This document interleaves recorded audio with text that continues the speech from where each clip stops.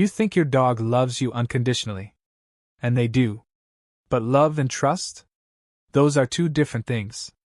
Your dog can adore you and still feel unsafe around you, and the heartbreaking part is that most owners creating that unsafe feeling are doing it right now, today, with behavior they think is completely harmless. Some of it is behavior they think is kind. There's a gap between what you believe your daily interactions communicate, and what your dog's nervous system is actually registering. And that gap, compounded over months, is why some dogs become anxious around the very person who feeds them. Why some dogs flinch at a hand raised to pet them. Why a dog who was once joyful becomes withdrawn. This video is about closing that gap. We're going to go through 5 mistakes you are probably making every single day, not to make you feel guilty, but to hand you the exact mechanism behind each one, and a protocol you can use starting tonight. Welcome to Canine IQ. If you want to understand your dog like never before, make sure to subscribe. Mistake number 1. You call your dog and then do something they hate. You call your dog's name, warm voice, genuine smile. They come trotting over. And then you clip the leash, give them a bath, trim their nails, or pop them into the crate. You were happy. They complied? Seems fine. But it's not fine. Researchers at the University of Pennsylvania's Veterinary School, studying recall reliability in domestic dogs, found that dogs called to an aversive experience showed a measurable degradation in recall response over as few as 6 to 10 repeated pairings. Their latency, the time between hearing their name and actually moving toward you, increased by an average of 40%. Not because they forgot the command. Because they learned what it predicted. This is classical conditioning working against you. Your dog's brain doesn't separate your name from what follows your name.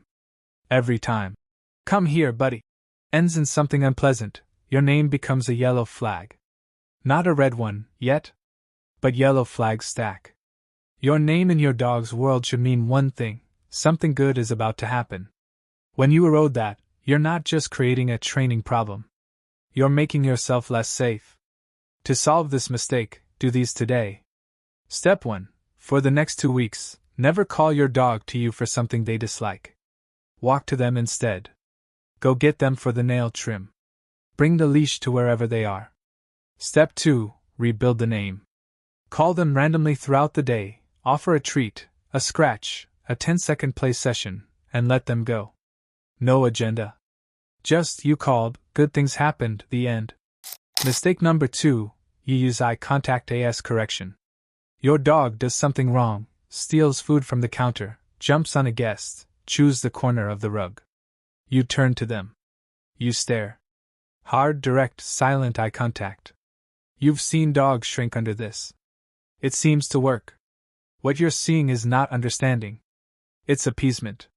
Researchers at Yavuz University in Budapest, studying stress responses to human gaze in dogs, found that prolonged, direct eye contact from a person in a non-affiliative context, meaning a context that isn't play or affection, triggered a significant cortisol spike and submissive behavioral cascade in domestic dogs.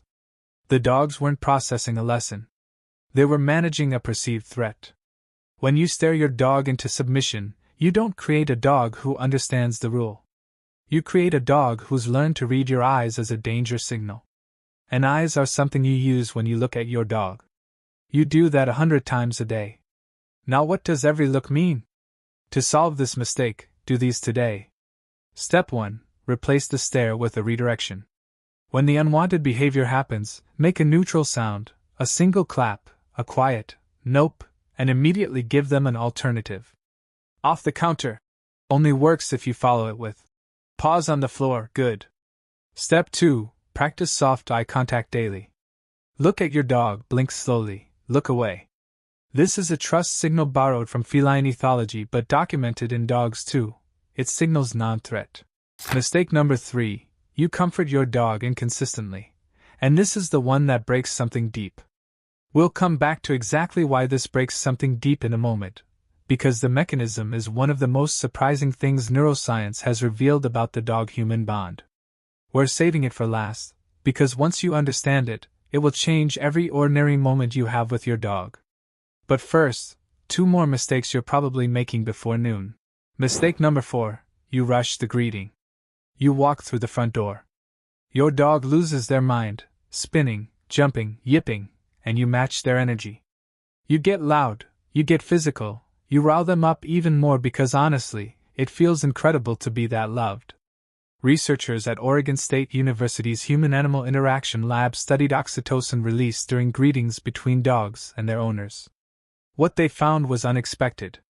The highest oxytocin levels weren't linked to high-energy greetings, but to calm, sustained physical contact.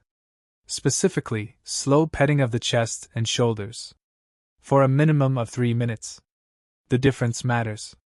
Dopamine is what a dog feels chasing a squirrel. Oxytocin is what they feel when they're safe with their person. You've been choosing the squirrel feeling when you could have been choosing the safety feeling, every single day. To solve this mistake, do these today.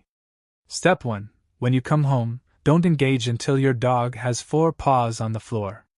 Wait it out. No eye contact, no talking. The moment they land, that's the moment you give them everything.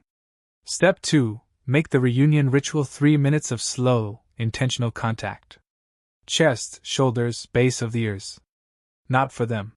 For both of you, your cortisol drops measurably during sustained petting too.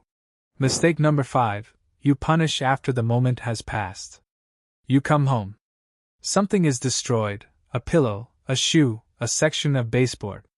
Your dog slinks away. Looks guilty. You know they know. So you correct them. You raise your voice. Maybe you march them over to the evidence. They need to understand what they did. They don't understand what they did.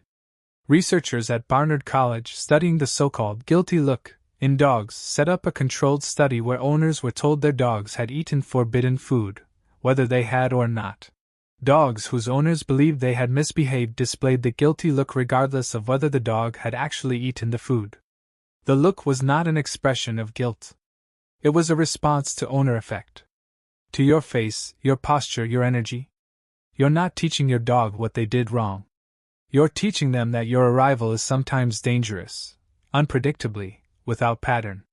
And unpredictability is the single most corrosive element in any relationship. Your dog cannot learn from a punishment they can't connect to a behavior. They can only learn to be afraid of you. To solve this mistake, do these today. Step 1. When you find destruction after the fact, say nothing. Not to the dog. Clean it up and file away the information for prevention, not punishment. Put the shoes in the closet. Crate them when you leave. Address the environment. Step 2. Greet your dog first. Then deal with the mess.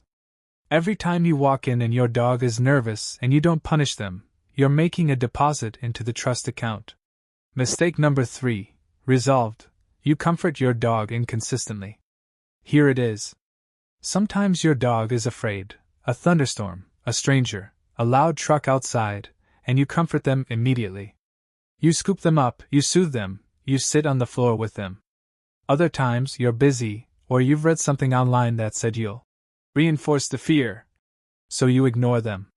Or you comfort them for a minute and then leave because you have things to do. The inconsistency is the damage. Researchers studying attachment theory in dogs found something very interesting. A study published by the University of Veterinary Medicine in Vienna explored how dogs bond with their owners. The researchers discovered that domestic dogs form secure and insecure attachment bonds with their main caregivers. The most destabilizing attachment pattern was not absence of comfort. It was inconsistent availability. Dogs whose owners responded unpredictably to distress signals showed elevated baseline cortisol, increased separation anxiety, and critically, reduced exploratory behavior. You are your dog's attachment figure. Their entire model of whether the world is safe or dangerous is built on whether you are predictable. When you're consistently available, even just 70% of the time, their nervous system settles. They explore more. They recover from stress faster. They trust you. Not because you never leave them, but because when they need you, they know you'll be there. To solve this mistake, do these today.